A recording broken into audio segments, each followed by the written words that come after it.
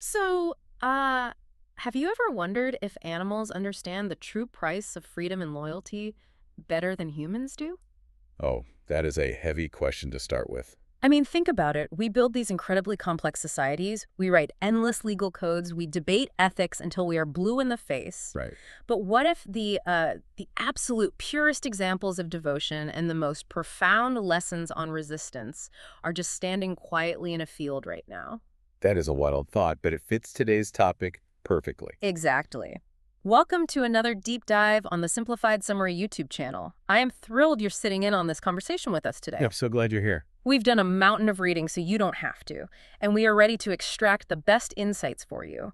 And before we jump in, just a humble ask, please subscribe to the channel, hit that like button if you enjoy the journey we are about to take, and share your valuable comments below the video to keep this discussion going. Yes, please do. We genuinely love hearing what you think. We really do. Today, we are focusing on a legendary piece of literature.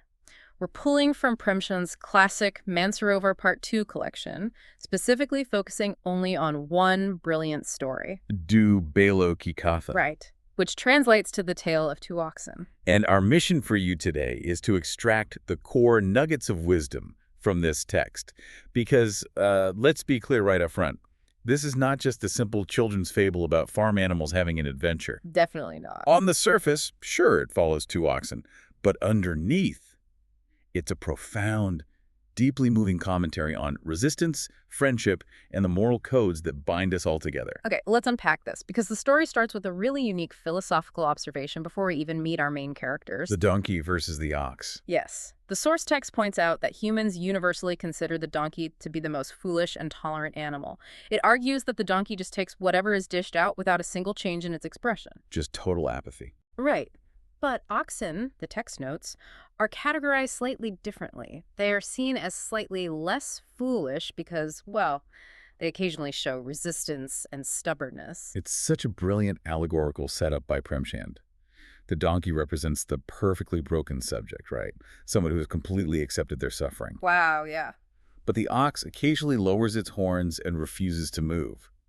Premchand is hinting that docility isn't a virtue, and resistance is actually a sign of a living spirit. That perfectly introduces us to our main characters, Heera and Moti. They are two oxen belonging to a farmer named Jhuri, and the text specifies they are of the robust Pachai breed. Right, which means they are not just run-of-the-mill animals.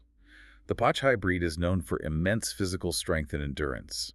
They are premium, fiercely proud creatures. And what they do best, it seems, is work together. The source notes they have this incredible, unique bond. They communicate through a silent language, completely understanding each other's thoughts. They express love by licking and sniffing each other. And playfully locking horns, just out of pure camaraderie. Yeah. But the detail that really got me was how they act when they are yoked together. Oh, the mutual sacrifice. Yes, every single step of the way, each ox is actively trying to bear the heavier portion of the load to spare the other one. It's a remarkable depiction of solidarity. But that solidarity gets tested really fast. Yeah, the inciting incident. Jhuri sends him away with his brother-in-law, a man named Gaya. And you have to view this from the oxen's perspective. Right, they don't understand human loans. Exactly. They are heartbroken. Mm. They assume Jhuri, the man they love and work so hard for, has simply sold them out. So they feel completely betrayed, which sparks their very first act of rebellion. That night, driven by double their usual strength, they violently snap their incredibly thick ropes. And they just sprint all the way back to Jhuri. Under the cover of darkness. And when Jhuri wakes up and sees them, he is overjoyed. The village kids are cheering, bringing them treats. But then Jhuri's wife steps out. And she is not happy. Complete opposite reaction. She is furious. She calls them namakaram, ungrateful traitors. She punishes them by ordering the farmhand to feed them nothing but dry, flavorless husks. It really highlights the dual reality of the working class in this allegory. To Jhuri, they are companions. To his wife, they are just machinery that failed to perform its economic duty. And she's going to force them back into submission, which leads us to Gaya returning to take them again. This time, the oppression really ramps up. He yokes them harshly. He beats them. And feeds them that same flavorless, dry husk. But Heera and Moti have reached their limit. They plant their feet in the fields and absolutely refuse to take a single step forward. A full-blown strike. You can beat them, but you cannot force them to lend you their strength if their spirits are in rebellion. Here's where it gets really interesting, though. Amidst all this tyranny, a tiny beacon of hope appears. A little girl sneaks out in the dead of night to feed them 2 rotis. 2 pieces of flatbread. Yeah. Why does this specific interaction carry so much weight in the text? Because of the shared context of their suffering. The source reveals this little girl is motherless and is constantly beaten by your stepmother. Oh, wow. Yeah. So she shares this profound, unspoken empathy with the abused oxen. The text notes that while 2 rotis couldn't possibly fill the stomachs of 2 giant Pachai oxen... It fed their hearts. Exactly. It proved empathy still exists. But even with her kindness, the situation is dire. And this sparks a philosophical debate between our 2 heroes. What's fascinating here is how they handle their anger. Moti, who is full of fiery rebellion, wants to attack the stepmother or attack Gaya. But Heera stops him. Heera is the calm, principled one. He states that it is strictly against their Dharma, their moral duty to raise their horns against a woman. Think about the magnitude of that. They're being starved and beaten by humans, yet they hold themselves to a higher ethical standard than their captors. They refuse to let cruelty corrupt their own moral code. Moti represents reactive rebellion, but Heera represents disciplined, principled resistance. Thankfully, they don't have to compromise those morals. The little girl bravely comes out one night and unties their tethers. But she does something incredibly clever. She yells that they are escaping. Right. She screams at the top of her lungs so the men will run out in a panic. It gives the oxen the chaotic cover they need to flee into the night. A brilliant tactical move. And they completely lose their way, but they finally find freedom. The text paints such a vivid picture here. They find a lush pea field. They feast, they play, they lock horns in absolute joy. But then a massive, terrifying bull approaches them. The universe testing their newfound freedom. Yeah, but they don't flee out of cowardice. No, they coordinate a tactical defense. When the bull charges one, the other attacks from the side. They use their bond to outmaneuver an opponent that should easily crush them. And they defeat it. They knock this giant bull to the ground. But again, Heera insists they must not strike a fallen enemy. Another strict adherence to their ethics. But unfortunately, high morals don't protect you from bad luck. No, they don't. They enter another pea field, but are ambushed by guards with sticks. And this part is just heartbreaking. Heera is standing on dry land. He could easily escape. He has a clear path. But he sees Moti stuck in the wet mud, and Heera deliberately returns to be captured alongside his friend. That is the ultimate definition of unconditional loyalty. Heera is basically saying, I will not experience a freedom that you cannot share. But the punishment for that sacrifice is horrific. They are hauled off to the Kanji house. The cattle pound. Right.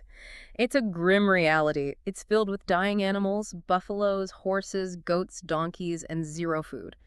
They are so starved, they resort to licking the salty dirt off the mud walls. It represents the utter apathy of institutional power. And Moti simply cannot stand to watch this suffering. He decides to take action. He starts breaking the pound's mud wall with his horns, fighting through his own severe weakness. And he succeeds. He creates a hole large enough to free the goats, the buffaloes, and the horses. though he actually has to physically headbutt the apathetic donkeys to get them out. Because they are too terrified to leave. Right. But once the pound is mostly empty, we hit another emotional climax. If we connect this to the bigger picture, this is the mirror image of Heera's sacrifice in the mud. Moti had the chance to run. The wall is open. But Heera is tied up with thick ropes. Moti looks at the hole, looks at Heera, and chooses to stay by his brother's side. He knows he is going to be brutally punished in the morning by the pound keeper, but he accepts a savage beating in thick ropes rather than abandoning his comrade. He chooses captivity out of pure love. And after a week of starvation, reduced to mere skeletons, the final nightmare begins. They are auctioned off. The scene is so tense. The buyer is this terrifying bearded man with glaring red eyes who callously pokes their hips. The oxen are absolutely petrified. They are convinced they are going to the slaughterhouse, and so begins the march of death. They are forcibly marched by this butcher, trembling, too weak to lift their hooves. Just waiting for the end. But then, as they're stumbling down the dirt road, a miraculous realization dawns on them. The path, the fields, the orchard, they recognize it all. It's the way home. Yes. All of their crippling fatigue simply vanishes. They get this massive surge of adrenaline and sprint wildly, bounding like young calves, ignoring the butcher entirely. They run with singular purpose straight to their own familiar feeding trough at Jhuri's house. And Jhuri runs to embrace them, tears of joy streaming down his face, but the butcher arrives right behind them, furious, claiming he bought them at auction. And Moti is simply not having it. Not at all. Moti boldly lowers his horns and actually chases this terrifying butcher backward, entirely out of the village. Standing at the edge of town like a victorious warrior defending his home. It's the ultimate triumph. The whole village rejoices, and the two friends are finally given a feast of good food. Kali, Busa, and Chokar. Which is the absolute highest quality feed. Nutrient-rich oil cake, dry straw, and bran. An absolute banquet fit for kings. And the story ends with Jhuri lovingly stroking their backs. They earned that homecoming. So, what does this all mean? As we sit back and digest this incredible story, this isn't just a summary of an old tale. It is a testament to the idea that freedom is never simply given, it is fought for. Day in and day out. And true freedom means absolutely nothing if you have to abandon your friends to get it. It's the ultimate lesson in solidarity. You cannot separate your liberation from the liberation of those beside you. Well said.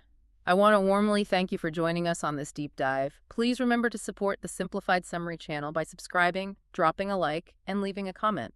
Let us know which part of Heera and Moti's journey resonated with you the most. We can't wait to read your thoughts. Before we go, my co-host has one final thought to leave you with. This raises an important question based on the source text. As you go about your day, think about Heera and Moti. We humans pride ourselves on being the most intelligent and civilized species.